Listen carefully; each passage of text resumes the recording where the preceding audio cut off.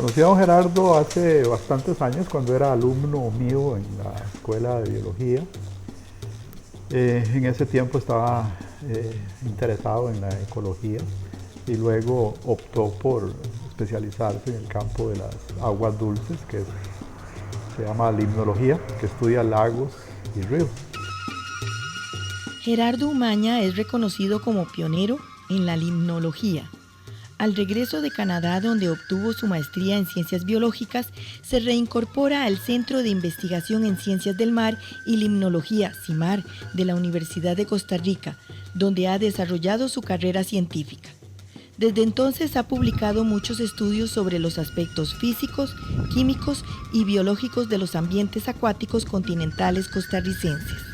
Hay trabajos hechos por investigadores que vinieron de visita al país allá en los años 50 y que fueron muy esporádicos, es decir, vinieron, tomaron muestras, publicaron algún trabajito, pero esos trabajos sirvieron luego de base. Quien realmente toma la limnología en sus manos es don Gerardo, a través de realmente hacer un inventario de todos los cuerpos de agua, lagos, lagunas, pantanos que hay en Costa Rica, y la sorpresa fue que hay muchísimos de una gran diversidad.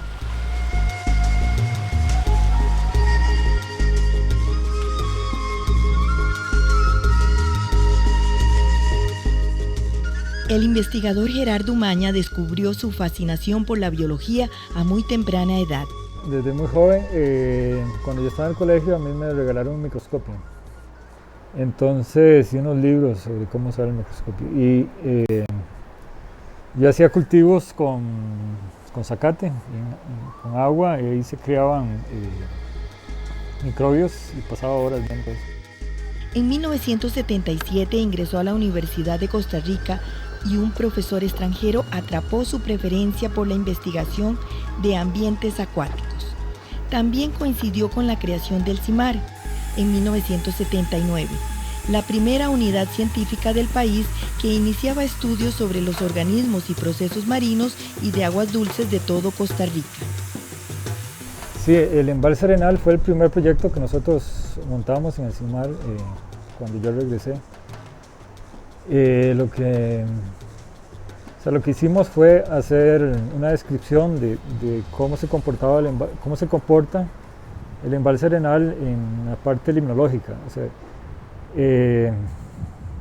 digamos, el agua se calienta con el sol y entonces se forman dos capas, una capa superior caliente y una inferior fría.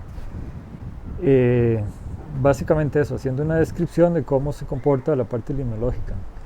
Después, cuando ya teníamos la descripción de cómo variaba, hicimos un estudio con el CONICYT para ver cuál era el efecto de si el embalse se eutroficaba. O sea, como eso empezó en el 86, el embalse tenía como unos 6-7 años de haber sido creado. Y ya se empezaba a ver que la gente tenía interés de hacer hoteles. Entonces toda esta actividad humana alrededor del embalse lo puede contaminar. Al finalizar los estudios del Arenal, Umaña se interesó por los lagos nacionales. Con el Instituto Geográfico Costarricense comprobó que el territorio alberga más de 650 lagos pequeños. Entonces don Gerardo ha contribuido muchísimo en este campo, que antes pues se conocía muy poco y estaba la información muy dispersa, y lo principal es que no se conocía que Costa Rica era tan diversa en este tipo de ambientes. No tenemos lagos muy grandes como nuestros vecinos, pero sí tenemos una gran diversidad de lagos en cuanto a la formación de estos. Yo preferí como dedicarme a empezar a estudiar estos laguitos naturales que hay en otras partes de Costa Rica, ¿verdad? Empezamos con los lagos volcánicos, como el del Barba, el del Poás, un lago que está en un volcán que está detrás del cerro del volcán Arenal, que se llama Cerro Chato. Y también como esta laguna aquí de Fraijanes, o la laguna Bonilla, la laguna Coto. El llamado fitoplancton es un conjunto de organismos acuáticos con capacidad de hacer la fotosíntesis. Las investigaciones de este biólogo ahora se centran en la evaluación de esta materia viva en los lagos. Ahora estamos en otros estudios, digamos, de ya como estudiar algunas otras cosas, no tanto como describir el lago, sino, por ejemplo, ver cómo cambia el fitoplancton con el clima, porque al cambiar las masas de agua parece que las especies cambian. O también queremos ver cuál es el estado trófico de esos lagos, si están muy contaminados o no.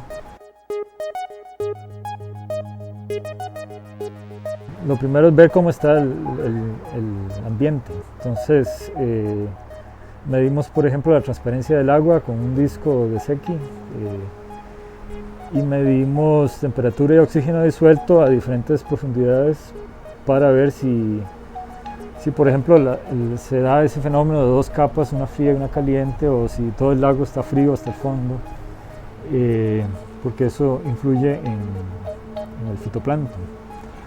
Después también tomamos muestras de agua para analizar en el laboratorio, analizar nutrientes, nitrógeno, fósforo, porque ellos son elementos esenciales para el fitoplancton, y depende del balance de estos dos nutrientes, los diferentes grupos dominan. Y después tomamos muestras de fitoplancton para ver en el microscopio y también para filtrar y obtener, digamos, la biomasa de fitoplancton, extrayendo la clorofila. Y entonces en el microscopio nosotros identificamos las especies y cuáles grupos dominan.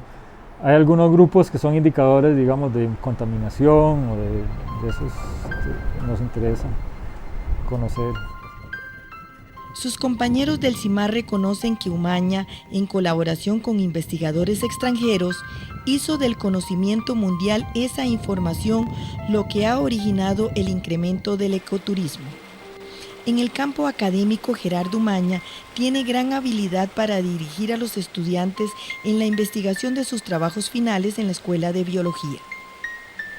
Don Gerardo se destaca por su dedicación, el esfuerzo que pone en que el estudiante logre avanzar, el interés que pone en que los problemas que se plantean puedan ser resueltos y sobre todo la paciencia. Don Gerardo tiene una tremenda paciencia y una gran calma para trabajar con estudiantes y para trabajar en el campo, y eso realmente es una virtud. Además de director del CIMAR, representó al Consejo Nacional de Rectores ante la Secretaría Técnica Nacional Ambiental, CETENA, y desde 1986 ha participado en 14 proyectos de evaluación de impacto ambiental. Es uno de los científicos profundamente convencidos de la importancia del CIMAR en la sociedad costarricense.